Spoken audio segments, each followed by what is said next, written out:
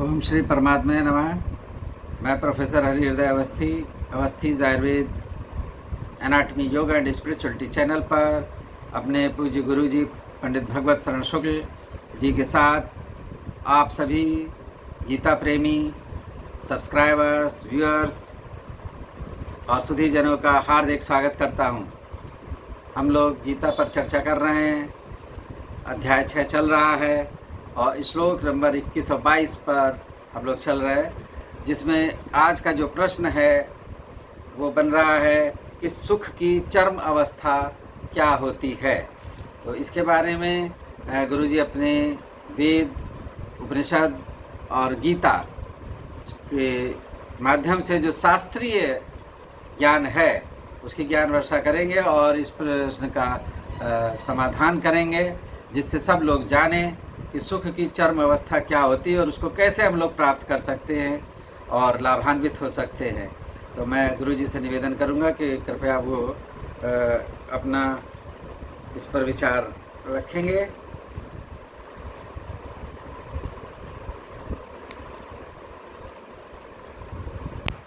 व्याख्या मुद्रां करसरसिजैः पुस्तकं शङ्खचक्रे बिभ्रद्भिन्नस्फुटिकरुचिरे पुण्डरीके निषण्णः अम्लानः श्रीरमृतवृषदैरंशभिः प्लावयन्माम् आविर्भूयाद्दनघमहिमा मानसे वागधीशः।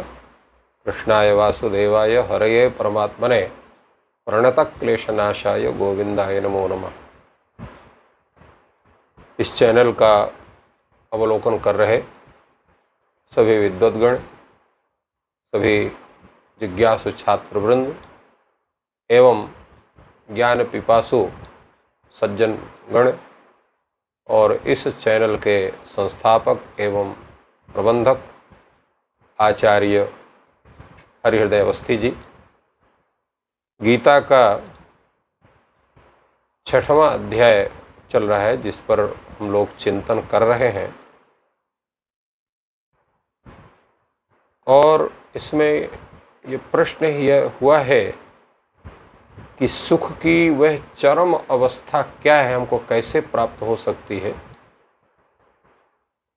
हम कैसे उस अवस्था में पहुंच सकते हैं और उसका हम ज्ञान कैसे कर सकते हैं। उस विषय में भगवान श्री कृष्ण का उपदेश है और उसको उन्होंने 2 पद्यों में कहा। सुखमात्यंतिकम यद्बुद्धिग्राह्यमतीन्द्रियम वेत्ति यत्र न चैवायम स्थितश्चलति तत्त्वतः यम लब्ध्वा चापरम लाभम मन्यते नाधिकम ततः यस्मिन् स्थितो न दुःखेन गुरुणापि विचाल्यते।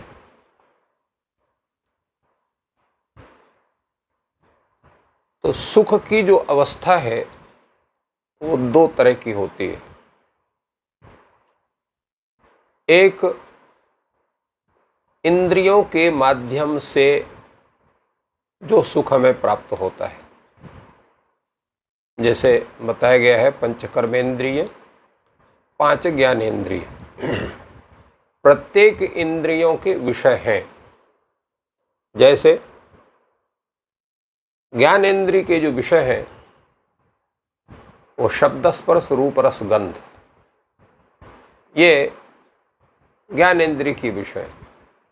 शब्द श्रोत्रेंद्रिय का है, स्पर्श वो त्वगिंद्रिय का विषय है, रूप चक्षुरेंद्रिय का, रस जो है रसनेन्द्रिय का, गंध घ्राणेन्द्रिय का विषय। ऐसे ही कर्मेंद्रियों के विषय हैं। तो तज्जन्य इंद्रियों के माध्यम से विषयजन्य जो सुख प्राप्त होता है वो बुद्धि के द्वारा उसको हम प्राप्त करते हैं और इंद्रियों के द्वारा उसको मन के माध्यम से हमें वो प्राप्त होता है। तो वह जो सुख है जो हम इंद्रियों के माध्यम से मन से उसका अनुभव करते हैं वो अनात्यंतिक है, आत्यंतिक नहीं है। आत्यंतिक का मतलब क्या हुआ, अनात्यंतिक का मतलब क्या है? आत्यंतिक वो सुख है जिसका कभी विनाश नहीं होता है, सर्वदैव आपके पास रहता है, वो आत्यंतिक दुख है, वो सुख है। तो इसलिए आत्यंतिक शब्द का प्रयोग उन्होंने किया कि जिस सुख को प्राप्त करने पर वह सुख कभी भी समाप्त नहीं होता है, अर्थात फिर उसका अभाव नहीं होता है। और इंद्रिय जन्य जो सुख है वो समाप्त हो जाता है, क्योंकि जब तक इंद्रिय और विषय का संबंध है तभी तक आपको उसका सुख प्राप्त होगा। जैसे आप मिठाई खा रहे हैं, तो मिठाई जब तक आपके मुख में है तब तो उसका माधुर्य आपके मुख को प्राप्त होगा। मुख से मिठाई समाप्त, माधुर्य समाप्त। आँखों से यार किसी खूबसूरत वस्तु को देख रहे हैं, तो जब तक आपकी आंखें उस खूबसूरत वस्तु को देखती हैं तभी तक आपको अच्छा लगता है, और वो खूबसूरत वस्तु अगर आपकी आंखों से ओझल हो गया तो वो सुख आपका समाप्त हो जाता है। ठीक इसी ढंग से प्रत्येक इंद्रियों के विषय हैं, जो इंद्रिय और विषय के संबद्धता से उस इंद्रिय के माध्यम से उस विषय के से वो सुख जो प्राप्त हो रहा है वो तभी तक रहता है, इसलिए वो अनात्यंतिक है, सर्वथा वो रह नहीं सकता है। किंतु ये जो उस परमानंद की जो प्राप्ति होती है, उस आत्म तत्व के चिंतन से जो आनंद होता है, वो क्या होता है? अतीन्द्रिय होता है, यानी इंद्रियों के द्वारा उस सुख को आप नहीं प्राप्त कर सकते हैं, और आत्यंतिक होता है, अर्थात कभी विनष्ट वाला नहीं, होने वाला नहीं है। तो फिर उस सुख को हम प्राप्त कैसे करते हैं? तो भगवान ने कहा बुद्धिग्राह्यम, बुद्धि के द्वारा उसको हम समझते हैं, क्योंकि यहां प्रत्येक का जो विषय है वो सूक्ष्माति सूक्ष्म होता चला जाता है। मन भी जो ग्रहण करता है इंद्रियों के माध्यम से, उस स्थूल विषय को ग्रहण करता है, सूक्ष्म को नहीं ग्रहण कर सकता है। और सामान्य सूक्ष्म ग्रहण कर भी सकता है, सूक्ष्माति सूक्ष्म का ग्रहण नहीं कर सकता है। और बुद्धि के द्वारा सूक्ष्म विषय का ग्रहण होता है, क्योंकि बुद्धि का साक्षात संबंध आत्मा से बनता है। क्योंकि यहां पर चित्त, बुद्धि, अहंकार और मन, ये अंतःकरण के 4 स्वरूप होते हैं। चित्त को हम साक्षात प्रकृति का स्वरूप समझते हैं, और जो पुरुष है वही आत्म तत्व है। तो पुरुष, प्रकृति, और जिसको हम महत्तत्व कहते हैं या उसको हम बुद्धि तत्व कहते हैं, फिर अहंकार, और इसके बाद फिर मन का नंबर आता है। तो ये जो क्रम है, इस क्रम में सूक्ष्म विषय का जो ग्रहण है वो सीधे आपका चित्त के बाद वो बुद्धि तत्व का विषय होता है, और चित्त के अनुसार बुद्धि भी प्रभावित होती है। तो उस परम तत्व संप्राप्ति जन्य जो आनंद है, जो अतीन्द्रिय है, जो आत्यंतिक है, उसकी प्राप्ति के लिए भी आपको चित्त को और बुद्धि को पूर्ण रूप से सात्विक होना पड़ेगा। क्योंकि जो सात्विक बुद्धि है वही बुद्धि आपका विषय चिंतन से वो अपने को पृथक करती है। राजस बुद्धि वो उस तत्व का चिंतन नहीं करती, अगर करेगी भी तो उसका वहां पर उसका ठहराव नहीं होगा, वो विषय के ही तरफ जाता है। और तामस के लिए तो कुछ कहने को तो विषय के अत्यंत उपभोग में ही प्रवृत्ति होती है, वो तत्व के प्रति उस बुद्धि का जो है वो प्रवेश ही नहीं हो सकता है। इसलिए सात्विकता का जो पूर्ण स्वरूप हो, जिसको हम लोग कहते हैं 100%, जब उसका स्वरूप बनेगा तो जो चित्त आपका है वो बुद्धि के माध्यम से उस परमात्मा तत्व के चिंतन में पूर्ण संलग्न होगा, तब हम उस बुद्धि के द्वारा उस परम सुख को प्राप्त कर सकते हैं जो आत्यंतिक होता है। इसलिए यहां पर भगवान ने कहा यत् तद सुखम आत्यंतिकम, यत् वो आत्यंतिक सुख है, कभी नष्ट न होने वाला है। कौन? बुद्धिग्राह्यम, जो बुद्धिग्राह्य है, अर्थात सात्विक बुद्धि के द्वारा जिस आनंद को हम प्राप्त कर सकते हैं। और कैसा है? वो अतीन्द्रिय है, इंद्रियों के द्वारा संभव नहीं उसका ज्ञान करना, क्योंकि इंद्रियां उसी का ग्रहण करती हैं जो उनके विषय का हो। जैसे आप आंखों से सुन नहीं सकते हैं, कान से ही आपको सुनना पड़ेगा। आप रसनेंद्रिय से किसी भी गंध का ग्रहण नहीं कर सकते हैं। रसनेंद्रिय केवल स्वाद का जानकारी ले सकती है, गंध का नहीं ले सकती है। और इसी तरह से घ्राणेंद्रिय से आप किसी रस का अनुभव नहीं कर सकते हैं। तो ये प्रत्येक इंद्रिय से अपने विषय का ही ग्रहण हो सकता है, दूसरे विषय का ग्रहण नहीं हो सकता है। और ये जो आत्म तत्व चिंतन संप्राप्त जो आनंद है, ये इंद्रिय का विषय है ही नहीं है, ये तो आत्मा का विषय है। और मात्र बुद्धि के द्वारा ही उसको हम ग्रहण कर सकते हैं, इसलिए कहा बुद्धिग्राह्यम। और वह जो व्यक्ति है जो तत्वतः वेत्ति, जो उसको तत्वतः और तत्व के रूप में, उस परम तत्व के रूप में उस परमात्मा तत्व का जो ज्ञान कर लेता है, तो ऐसा व्यक्ति उस तत्व में स्थित होने के कारण उस तत्व से फिर पृथक नहीं हो सकता है। पृथक क्यों नहीं हो सकता है? जैसे कोई व्यक्ति, आज के हिसाब से अगर देखा जाए तो किसी भी राष्ट्र का सबसे सर्वोच्च अधिकारी कौन होता है? राष्ट्रपति हो जाता है। तो राष्ट्रपति बनने के बाद फिर उसको किसी पद की प्राप्ति की लालसा नहीं रहती, किसी पद को चाहता नहीं। ठीक उसी ढंग से जब उस परमात्म तत्व के स्वरूप का चिंतन और तज्जन्य जो आनंद है, सुख है, हमें प्राप्त हो जाता है, तो संसार के जितने सुख हैं वो इतने छोटे उसके सामने पड़ जाते हैं कि उनके तरफ हमारी इच्छा ही नहीं होती है, हमारा मन भी नहीं जाता, हमारी बुद्धि भी नहीं जाती, हमारा चित्त भी नहीं जाता है। केवल उसी परमात्मा तत्व के चिंतन और तज्जन्य आनंद में ही अपने को पूर्ण रूप से मग्न समझता है।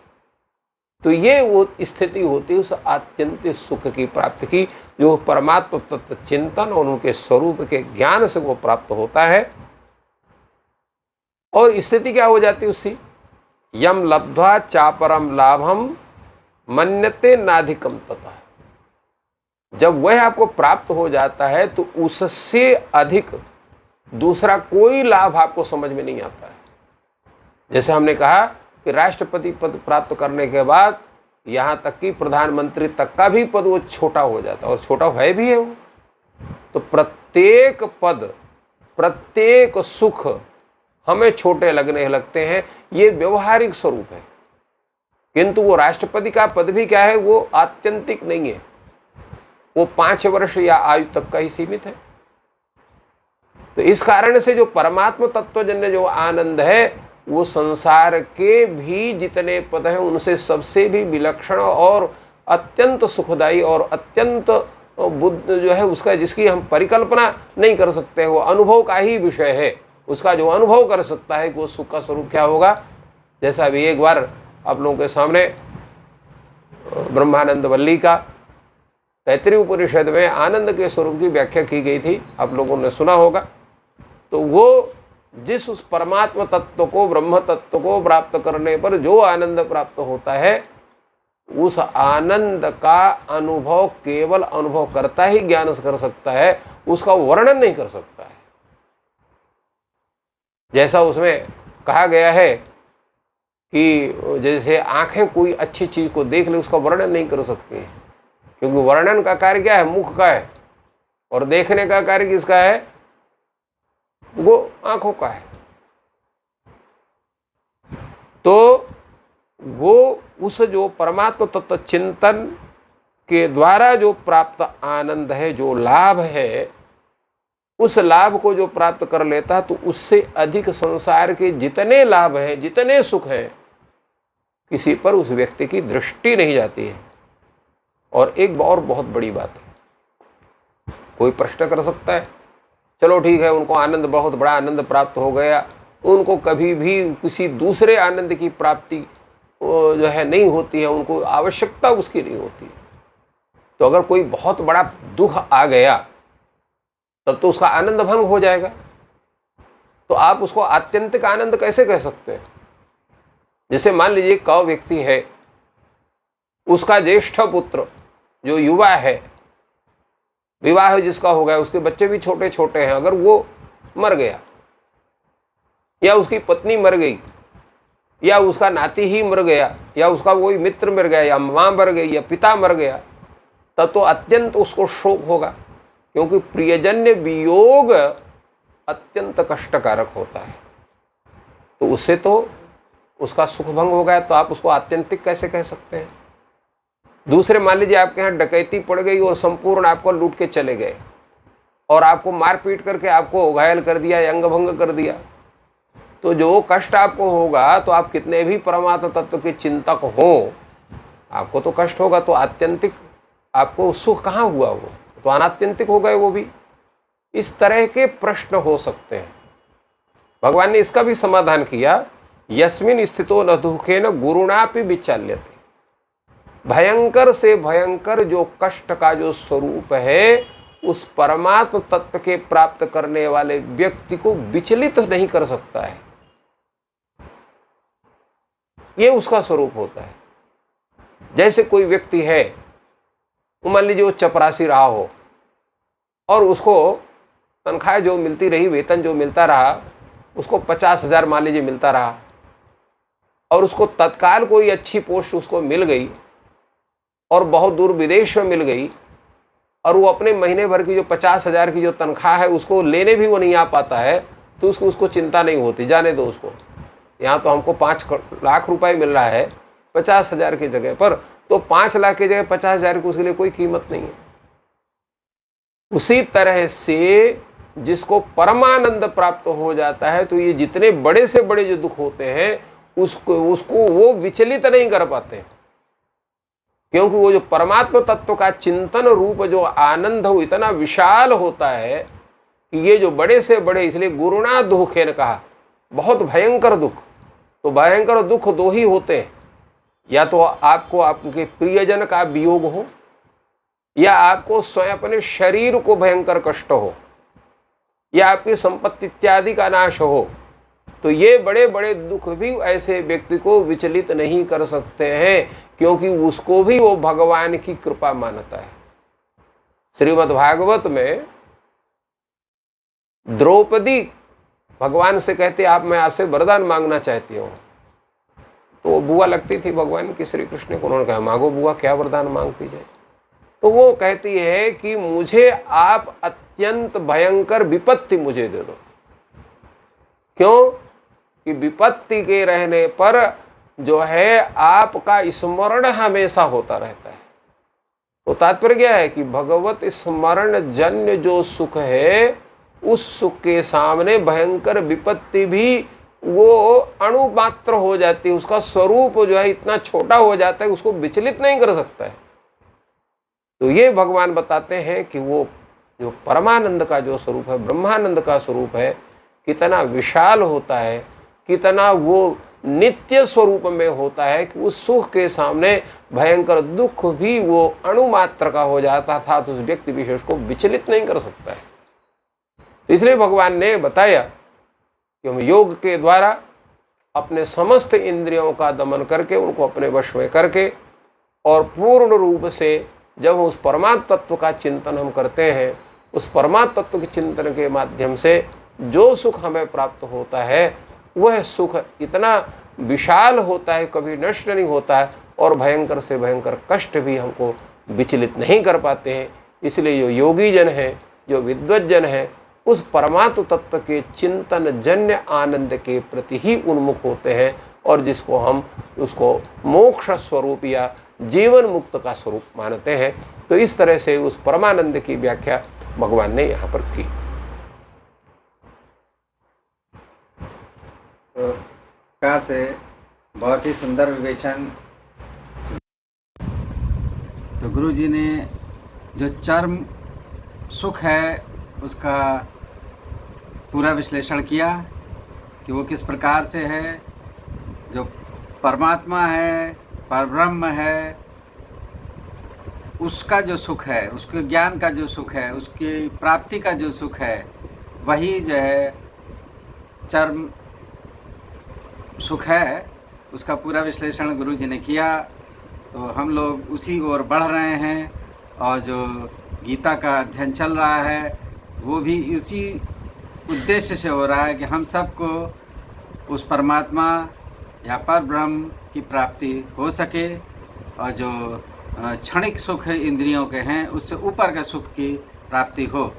तो ये हम लोग का परम उद्देश्य है और इसीलिए ये पूरी सीरीज़ चल रही है। तो गुरुजी ने बहुत ही सुंदर विश्लेषण किया। अब मैं गुरुजी से निवेदन करूंगा कि वो 2 मिनट में इसका उपसंहार संक्षेप में बता दें कि चरम सुख कैसे प्राप्त हो सकता है और वो क्या है।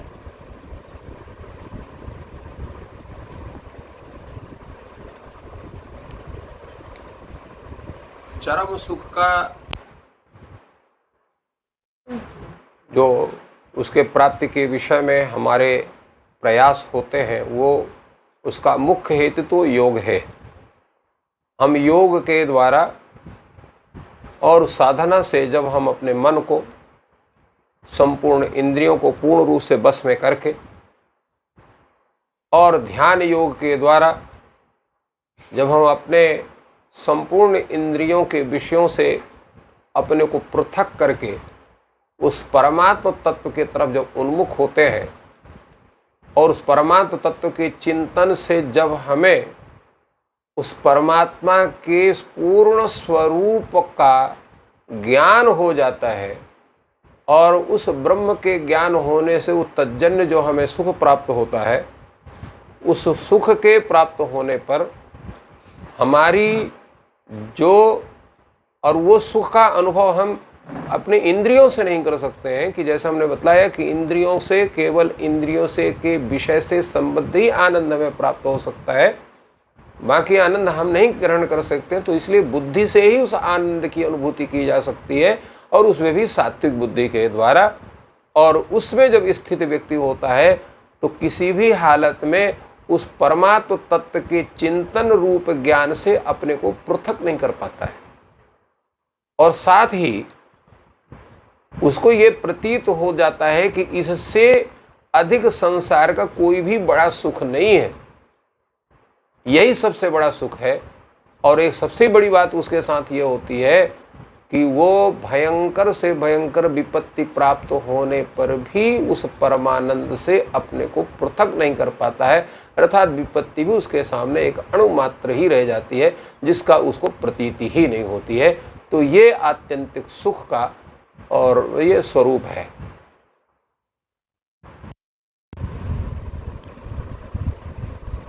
अगर आप लोगों को ये ज्ञान की चर्चा अच्छी लग रही है तो कृपया चैनल को सब्सक्राइब करें और बेल आइकन को दबाएं और अपने प्रिय मित्रों में, परिजनों में, जूनियर सीनियर में इसको शेयर करें, जिससे कि ये जो निःशुल्क ज्ञान गुरुजी सबको दे रहे हैं और जो पर ब्रह्म या परमात्मा तक पहुंचने का जो मार्ग गुरुजी बता रहे हैं वो सब तक पहुंच सके और सभी लोग लाभान्वित हों, आप सभी स्वस्थ हों, प्रसन्न हों और आप सबकी मनोकामनाएं पूर्ण हों। ये हम लोग की सदिच्छा है। Thank you all.